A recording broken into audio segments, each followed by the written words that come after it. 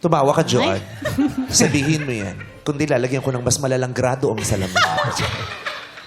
Nun pong ano po, yun nga pong medyo ano po siya sa ex niya. Ano? Baliw-baliwan, ganun Oh. po. Paanong baliw-baliwan? Ano po, nung Iniikot niya po yung buhok niya, gano'n. malapit na po. Malapit na. Oh. Pero nung time po kasi na yun, hindi po kasi siya nakikinig sa lahat ng sasabihin ng ibang tao. Parang selected lang po. Kung ano lang po yung gusto niyang marinig, yun lang po yung papakinggan niya talaga. So, yung kulang na lang gusto mong magsalita sa tenga niya para marinig ka niya sa lahat ng mga advice mo. Pero siya wala. As in, shinut down niya lahat. So, parang... Paano ka nagre-react pag gano'n? Pag alam mong, di naman to nakikinig sa akin eh. Tapos nakikita mo kung paano siya dumadaos-dos. Paano yun?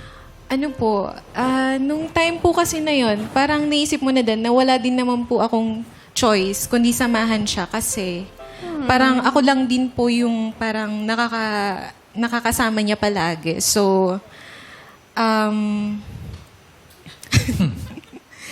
wala, yun po.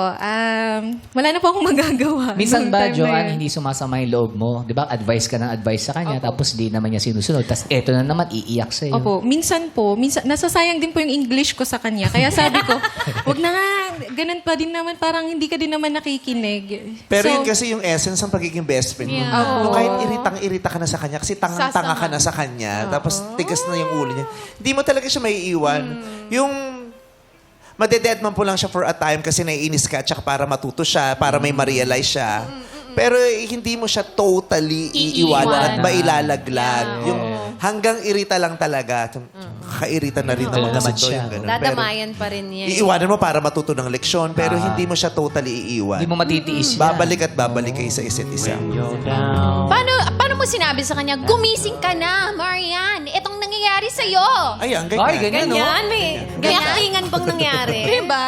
Ano yung mga kaganapan na nangyari for her to wake up na, huy, gumising ka? Ay, Like that, ha? Kanina ba huling sinabi yan? Nasabi ko na rin yun. Ah, talaga? Ano po, medyo matagal din po kasi siguro months or mga mahigit isang taon din po bago po Wow. naging okay. Opo.